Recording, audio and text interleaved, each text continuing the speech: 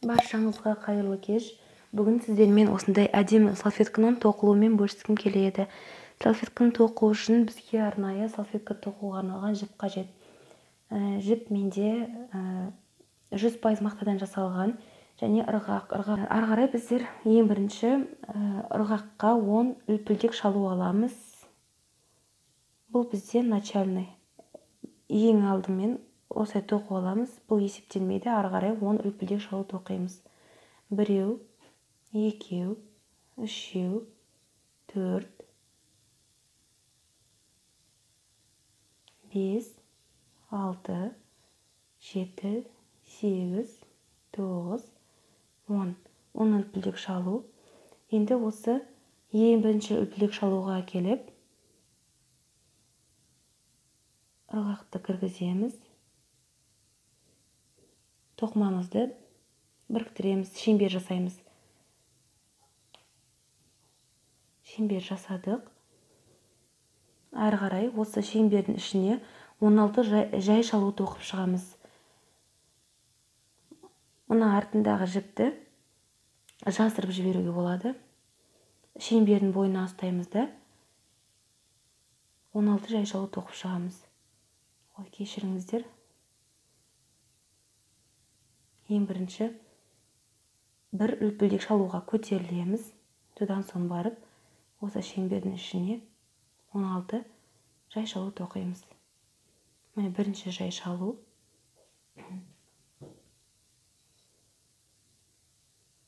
2, 3,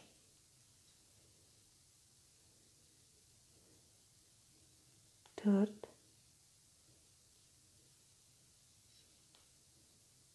5,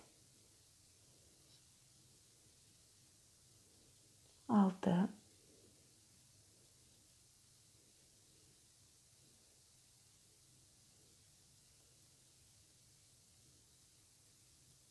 7,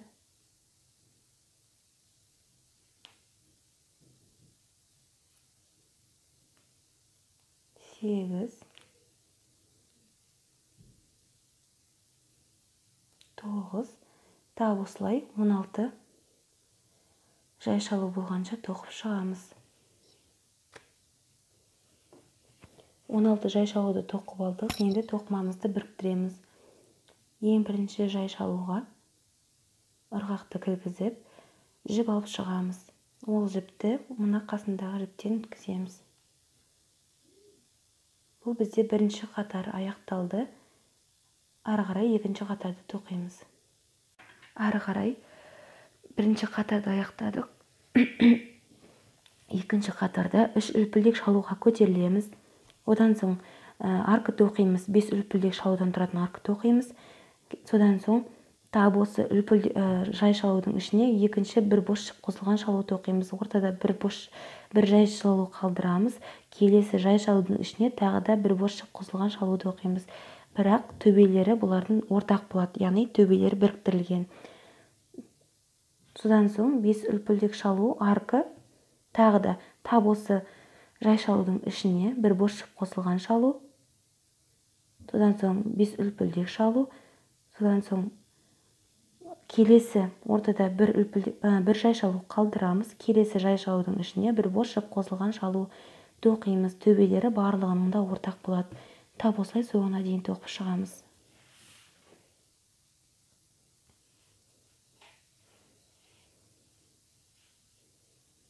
Біреу, екеу, үшеу.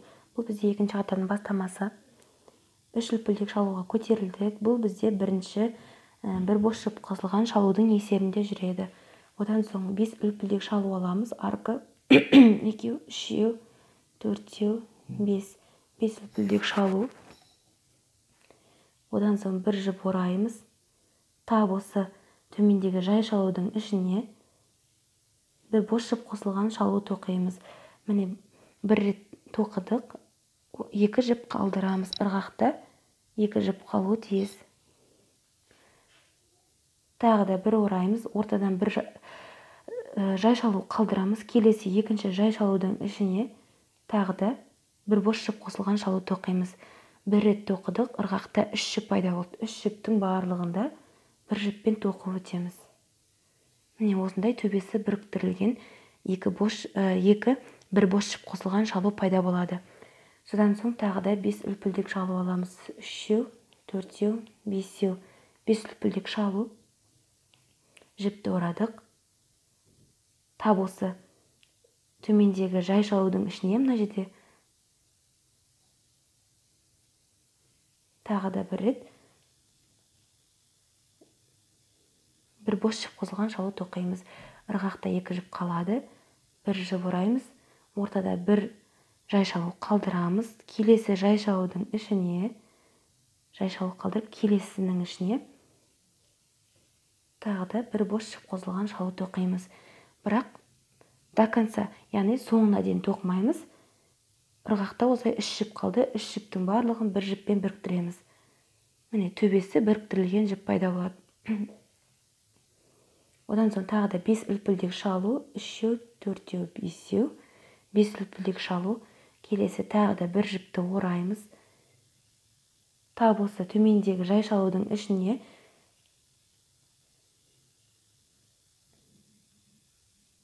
бір бос жіп қосылған шалу тоқимыз. Бір жіп орадық. Ортада бір жай шалу қалдырамыз. Келесі жай шалудың ішіне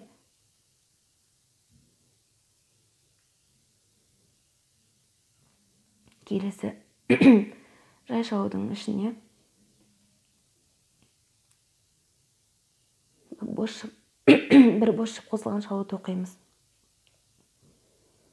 Жіпті алып шықтық. Ырғақта 3 жіп пайда болды. 3 жіптің барлығында бір жіппен біріктіреміз. Бізде осындай төбелері біріктірілген жіп. Төбелері біріктірілген столбиктер пайда болады. Екінші қатардың соңына келдік. Ең соңында 5 үлпілдек шалу тоқимыз. 2-еу, 3-еу, 4-еу, 5-еу. 5 үлпілдек шалу, бір жіп ораймыз. Төмендегі жай шалудың ішіне тағы да бір жай шалу, бір бос жіп қосылған шалу тоқимыз. Бұл жолы осылай тоқимыз түгелімен. Содан соң жаңа мына жердегі ең басындағы 3 үлпілдек шалу тоқыдық. Соның 3-ші үлпілдек шалуына келіп қатарымызды бекітеміз. Екінші қатарды бекітіп аяқтаймыз. Ары қарай 3-ші қатарға кірісеміз. 3-ші қатарды бастаймыз. 3-ші қатарда ең алдымен 3 үлпілдек шалуға көтерілеміз. Бұл бізде бірінші бір бос жіп қосылған шалудың есебінде жүреді. Одан соң арканың ішіне бір бос жіп қосылған шалудың 5-еуін тоқып шығамыз. 5 бір бос жіп қосылған шалу тоқылады. Одан соң төбесі біріктірілген столбиктің үстіне бір бос жіп қосылған шалу тоқимыз. Тек қана біреу. Содан соң қайтадан арканың ішіне 5 таяқша, төбесі біріктірілген столбиктің үстіне бір таяқша тап, солай қайталана береді қатардың соңына дейін. 3-ші қатарды бастаймыз. Ең алдымен 3 үлпілдек шалуға көтеріліп аламыз. 1, 2, 3 үлпілдек шалуға көтерілдік. Одан соң мына арканың ішіне 5 бір бос жіп қосылған шалу тоқып шығамыз. 1-еу, 2-еу, 3-еу,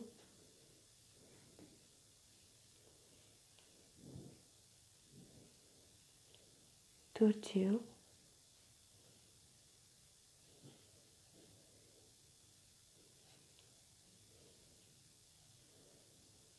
5-еу.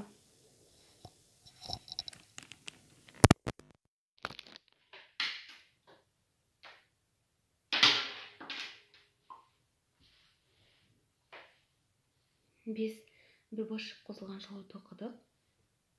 Келесі мына жердегі столбиктің үстіне, мына жердегі төбесі ортақ столбиктің үстіне бір бос жіп қосылған шалу тоқимыз. Тек қана біреу. Тоқыдық. Келесі тағы да арканың ішіне бір жіп қосылған, бір бос жіп қосылған шалу тоқып шығамыз. Біреу, екеу, үшеу,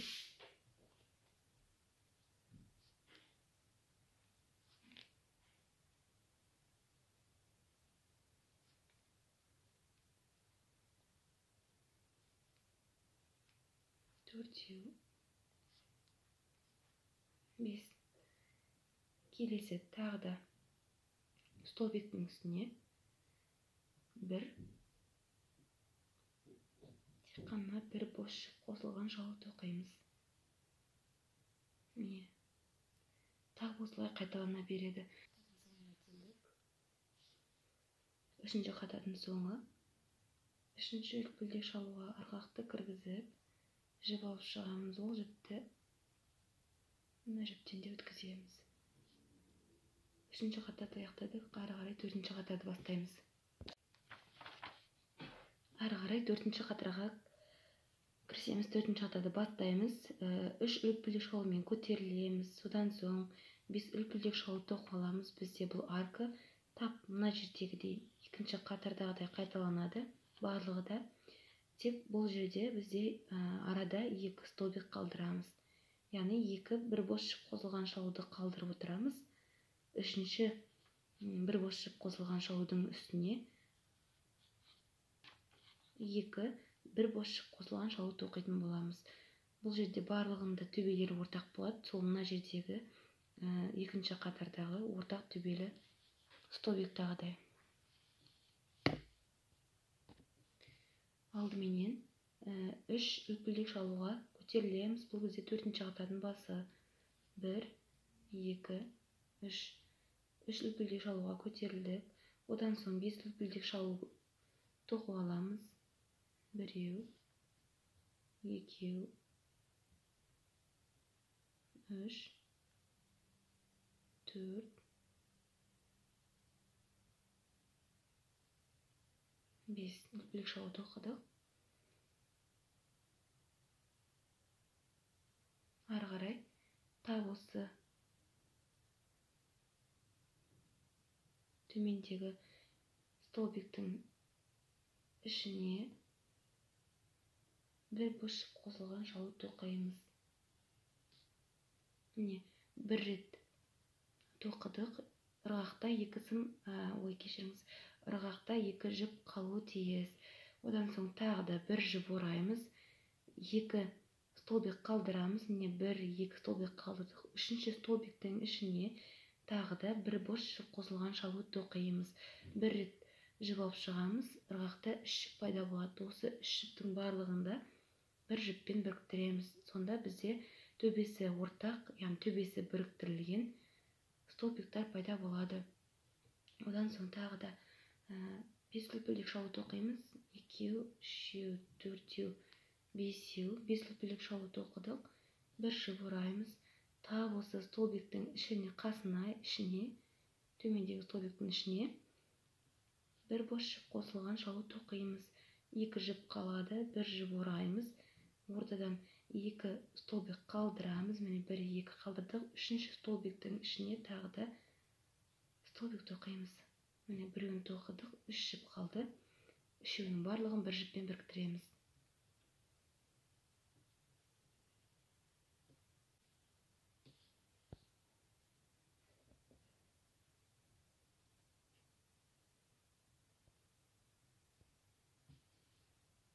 Ары қарай тап осылай тоқып шығамыз да төртінші қатарды аяқтаймыз. Төртінші қатардың соңында 5 үлпілдек шалу тоқып аламыз. Одан соң бір жіп ораймыз. Мына столбиктің қасына, тағы да бір столбик тоқимыз. Бұл жолы барлығын тоқып шығамыз. Төбесін біріктірмейміз.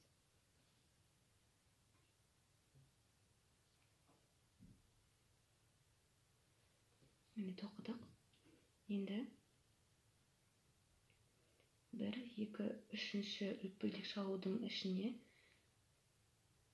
қатарымызды бекітеміз. 4-ші қатарды бекітіп тоқып шығамыз. 4-ші қатарды аяқтадық. 5-ші қатарды бастаймыз. 5-ші қатарда біздер тоқымамызды біріктіру арқылы арканың 2-ші үлпілдек шалуына барамыз. Содан соң 3 үлпілдек шалумен көтерілеміз. Одан соң аркты оқимыз. Арка бізде 7 үлпілдек шалудан тұрады. Одан соң тағы да төбесі біріктірілген 2 бір бос жіп қосылған шалу тоқимыз. Оның біреуі жаңағы 1-ші арканың 4-ші үлпілдек шалуында, екіншісі 2-ші арканың 2-ші үлпілдек шалуында тұрады. Араларында әрқайсысының 7 үлпілдек шалудан тоқып шығамыз. Тап осы қатардың соңына дейін, 5-ші қатардың соңына дейін тоқып аламыз. Міне жаңа біз 3-ші үлпілдек шалуға келіп біріктірдік қой. Енді осыны 5-ші қатарда біздер 2-ші үлпілдек шалуға баруымыз қажет. Ол үшін тап осылай біріктіру әдісі арқылы 2-ші үлпілдек шалуға жетеміз. Міне жеттік. Енді ары қарай 3 үлпілдек шалуды оқимыз. Бұл 3 үлпілдек шалу бізде бірінші бір бос жіп қосылған шалудың есебінде болады. Одан соң 7 үлпілдек шалуды оқимыз. 7 үлпілдек шалу 2, 3, 4, 5, 6, 7 үлпілдек шалу. Бір жіп ораймыз. Бір жіп орадық. Келесі, міне ортада бір не қалады. 3-ші үлпілдек шалу қалады. 4-ші үлпілдек шалудың ішіне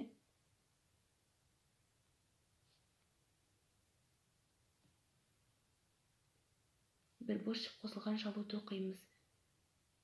Соңына дейін тоқымаймыз. Ырғақта 2 жіп қалуы тиіс. Міне бізде ырғақта 2 жіп қалды.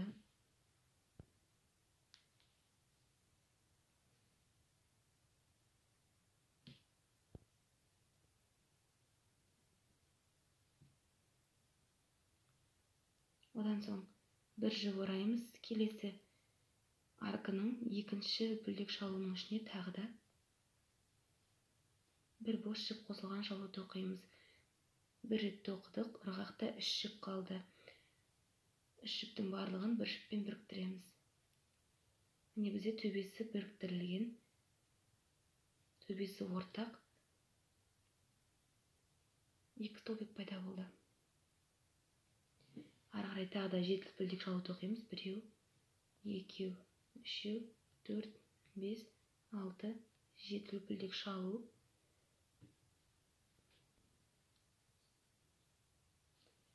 Тап осы арканың ішіне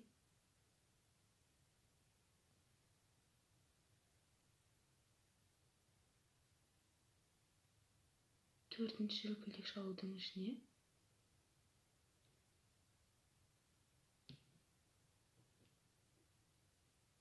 бір бос жіп қосылған шалу тоқимыз. Бір жіп орадық. Келесі арканың ішіне 2-ші үлпілдек шалуға тағы да бір бос жіп қосылған шалу тоқимыз. Міне бізде ырғақта 3 жіп қалды. 3 жіптің барлығында бір жіппен тоқып шығамыз. Ары қарай тағы да 7 үлпілдек шалу. 2, 3, 4, 5, 6, 7 үлпілдек шалу тоқыдық. Бір жіп ораймыз. 4-ші үлпілдек шалудың ішіне, тап осы арканың ішіне тағы да бір бос жіп қосылған шалу. Ырғақта 2 жіп қалады. Бір жіп ораймыз. Келесі арканың ішіне 2-ші үлпілдек шалуға тағы да бір бос жіп қосылған шалу тоқимыз. Ырғақта 3 жіп қалды. 3 жіптің барлығын бір жіппен біріктіреміз. Тап осылай қатардың соңына дейін тоқып шығамыз. Бұл бізде 5-ші қатар соңына дейін тоқимыз. 5-ші қатардың соңына келдік. 7 үлпілдек шалу тоқып алдық. Енді ең соңында бір жіп ораймыз. осы мына жердегі үлпілдек шалудың төртіншісіне ырғақты кіргізіп жіп алып шығамыз. Bir рет тоқыдық, тағы да бір рет тоқимыз. Міне бір жіп қалды. Енді 1, 2, 3, үшінші үлпілдек шалудың ішіне әкеліп ырғақты кіргіземіз, қатарымызды бекітеміз. Міне бізде төбесі біріктірілген сияқты болды. Бұл бізде 5-ші қатардың соңы.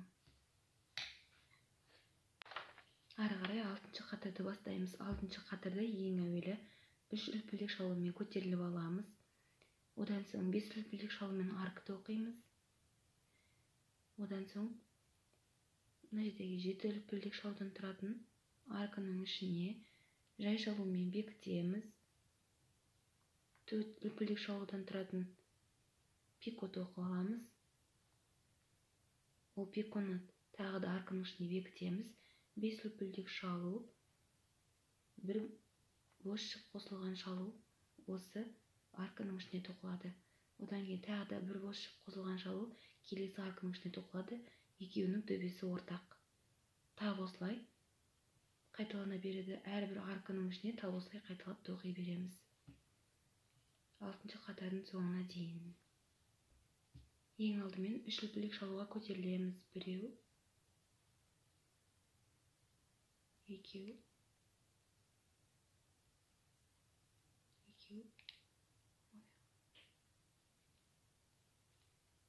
3 үлпілдек шалу. Одан кейін 5 үлпілдек шалу тоқып аламыз. 1, 2, 3, 4,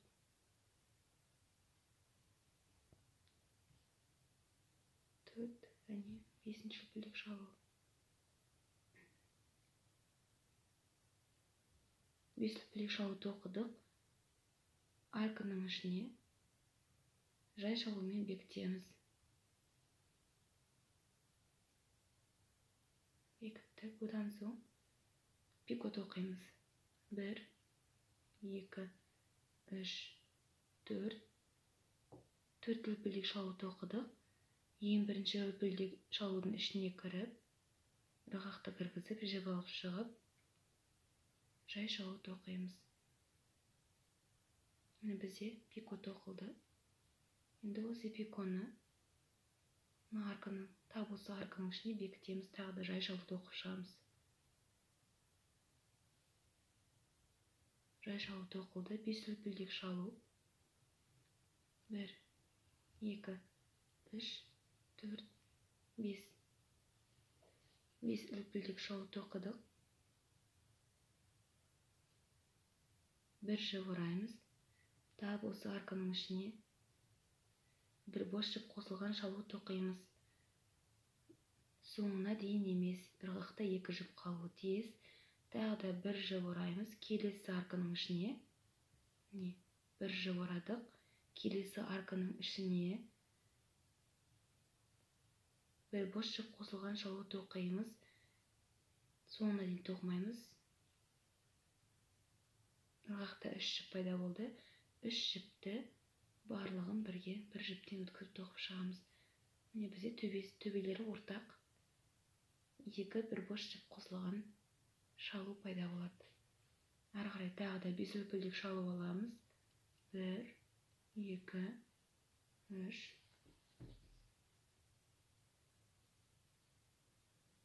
4, 5 үлпілдек шалу.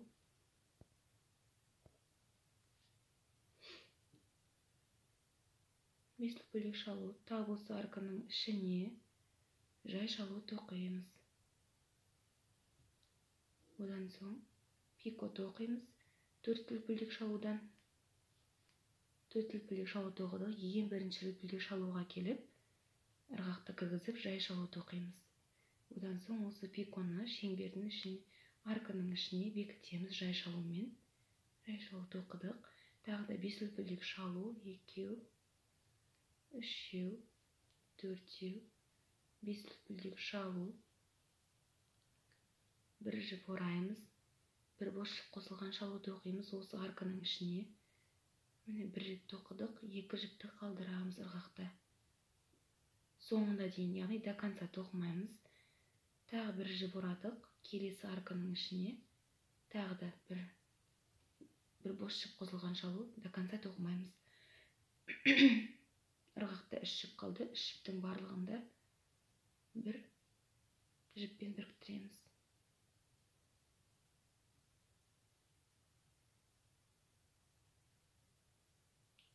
Ары қарай тағы осылай тоқи береміз. 6-шы қатардың соңына келдік. 5 лүпілдек шалу тоқимыз. 3, 4, 5 лүпілдек шалу. Тағы осы арканың ішіне жай шалу тоқимыз.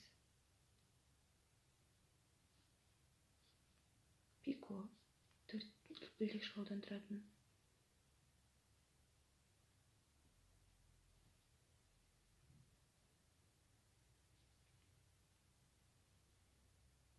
Одан соң тағы да жай шалу тоқимыз.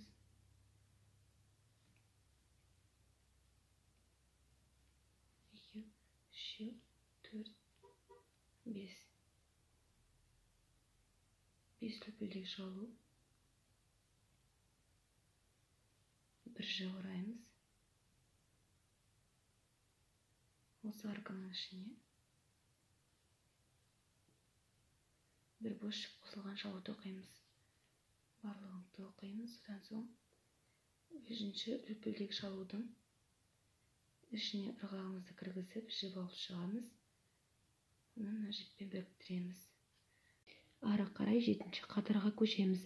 7-ші қатарда бізде ең бірінші 2 ілмекке алға қарай жылжып аламыз. Міне 2 ілмекке алға қарай жылжимыз, одан соң 3 лүпілдек тоқимыз. Одан кейін арка, 7 лүпілдек шалудан тұратын арка тоқып аламыз. Одан соң міне келесі төмендегі 5 лүпілдектен тұратын арканың ішіне бір бос жіп қосылған шалу тоқимыз. Одан кейін 5 лүпілдек шалудан тұратын арка тоқылады. Тағы да келесі 5 лүпілдектің арканың ішіне, 5 лүпілдектен тұратын арканың ішіне тағы да бір бос жіп қосылған шалу тоқыламыз. Одан соң қайталана береді. 7 лүпілдек шалу, бір бос жіп қосылған шалу, келесі арканың ішіне 5 лүпілдек шалу, бір жіп қосылған шалу, келесі арканың ішіне. Тап солай 5 лүпілдек, 7 лүпілдек, 5 лүпілдек, 7 лүпілдек болып қайталана береді. Қатардың соңына дейін осылай тоқып шығамыз. 7-ші қатарды бастаймыз. Ең алдымен 2 ілмек алға жылжимыз, яғни бекітеміз деген сөз. 2 ілмекті алға бекітеміз. Міне 1-ші ілмек, қасындағы 2-ші ілмекке тағы да бекітеміз. Бекіттік. Енді 3 лүпілдек шалу тоқимыз. 1, 2, 2,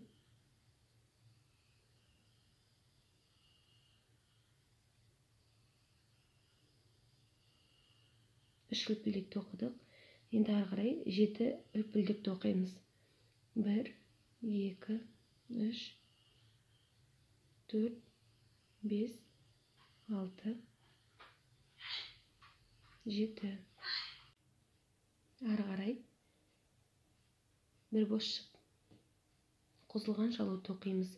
Онда мына келесі арканың 5 лүпілдек шалудан тұратын арканың 4-ші лүпілдек шалуына тоқимыз. Бір бос жіп қосылған шалу. Тоқылдық. Ары қарай 5 лүпілдек аламыз. 1, 2, 3, 4, 5. 5 лүпілдек шалу тоқыдық. Енді келесі мына жердегі 5 лүпілдектен тұратын арканың ішіне бір жіп ораймыз, бір бос жіп қосылған шалу тоқимыз. Оны екіншісіне, 2-ші лүпілдек шалуға келіп тоқимыз. Біреу, міне екіншісі.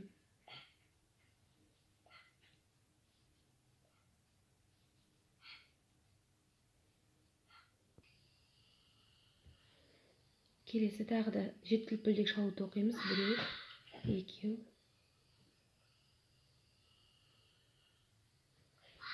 3, 4, 5, 6, 7 лүпілдек шалу.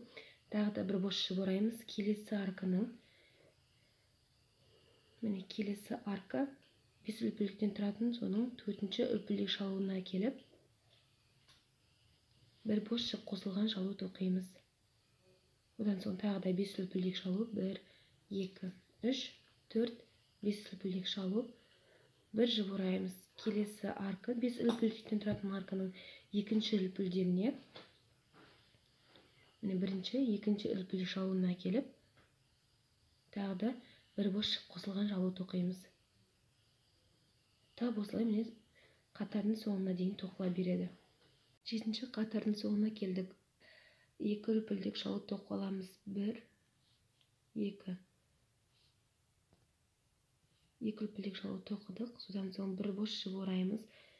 Ең басындағы 1, 2, 3-ші үлпілдек шалудың ішіне ырғақты кіргізіп, бір бос шып қосылған шалу тоқимыз. Міне 3 ілмек ырғақты 2-2-ден тоқып шығамыз.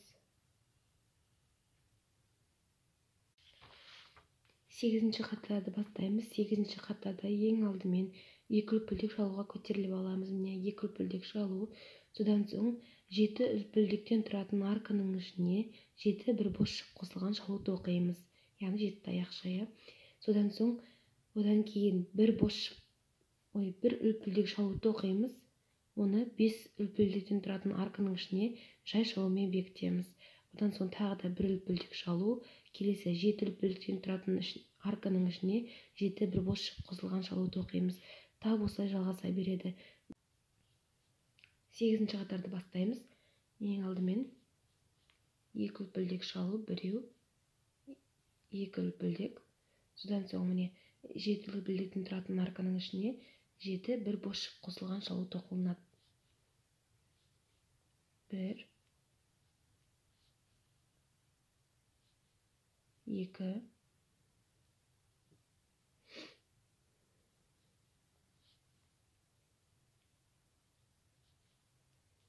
3, 4, 5, 6, 7. 7 бір бос шып қосылған шалу тоқыдық. Ары қарай бір үлпілдек шалу,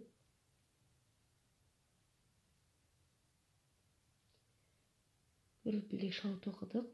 Одан соң 5 үлпілдектен тұратын арканың ішіне, яғни қақ ортасына міне 3-ші үлпілдек шалудың ішіне жай шалу тоқимыз. Ешқандай жіп алмаймыз. Ырғақты кіргізіп жіп алып шығамыз, оны бірге өткіземіз. Тағы да бір үлпілдек шалу. Одан соң келесі 7 үлпілдектен тұратын арканың ішіне тағы да 7 бір бос шып қосылған шалу тоқып шығамыз. Бірінші, 2, 3, 4, 5, 6,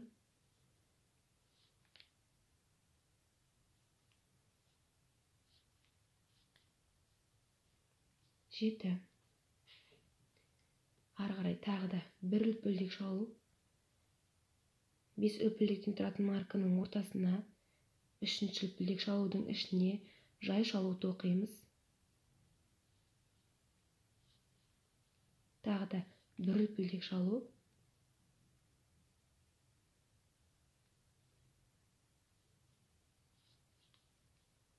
бір үлпілдек шалу. Келесі тап осылай 7 үлпілдектен тұратын арканың ішіне тап мына екі жердегідей 7 бір бос шып қосылған шалу тоқимыз. Ал әрбір 5 үлпілдектен тұратын арканың ішіне бір үлпілдек шалу, жай шалу және тағы да бір үлпілдек шалу тоқып аламыз. Тап осылай 8-ші қатарды аяқтаймыз. 9-ші қатарға көшеміз. 9-ші қатарда ең алдымен 4 үлпілдек шалуға көтеріліп аламыз. Одан соң 5 үлпілдектен тұратын арка тоқимыз.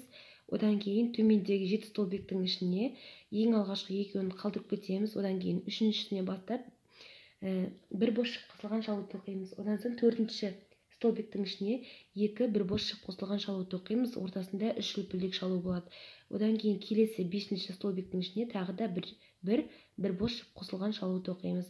Одан кейін 5 үлпілдек шалу, келесі бағанағы 1 үлпілдек шалудан тұратын арканың ішіне ортасындағы жай шалудың үстіне 2 бос шып қосылған шалуды оқимыз.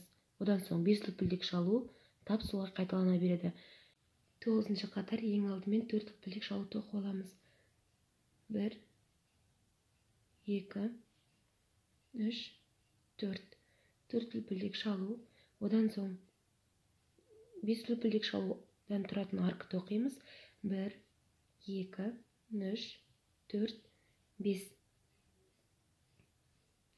Тоқыдық. Енді ары қарай бір бос шып қосылған шалуды оқимыз. Жіп ораймыз. Келесі 2 столбик қалдырамыз, яғни 2 бір бос шып қосылған шалуды төменде қалдырамыз да, үшіншісіне бастап бір бос шып қосылған шалуды оқимыз. Тоқыдық. Одан кейін келесі 4-ші столбиктің ішіне тағы да бір бос шып қосылған шалуды оқимыз.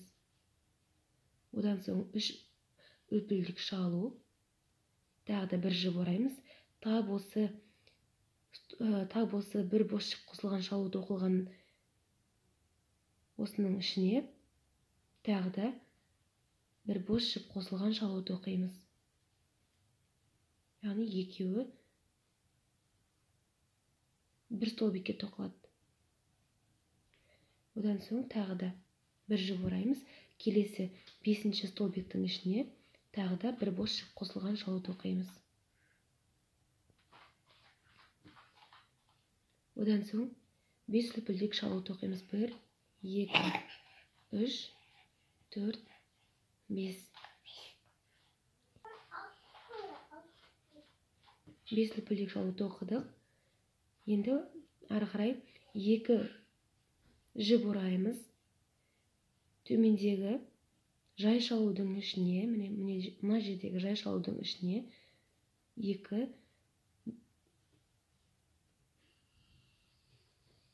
бос шып қосылған шалуды оқимыз. 1, 2, 3. 2 бос шып қосылған шалуды оқимыз. Тек қана біреу.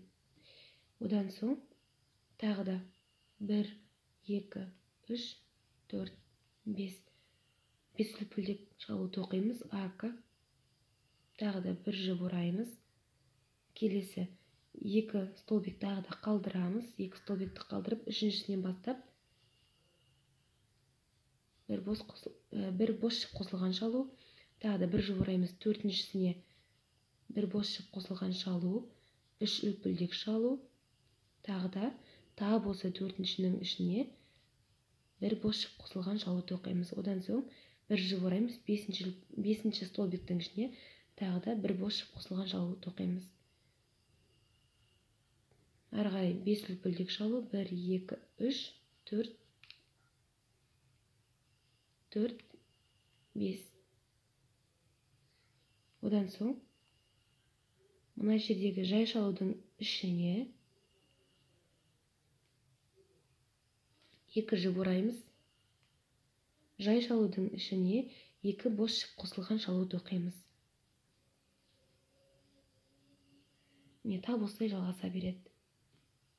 Қатардың соңына дейін осылай тоқып шығамыз.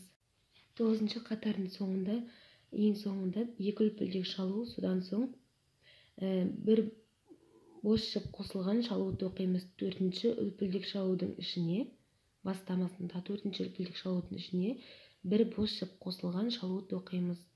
Тап осылай 9-шы қатарды аяқтайсыздар.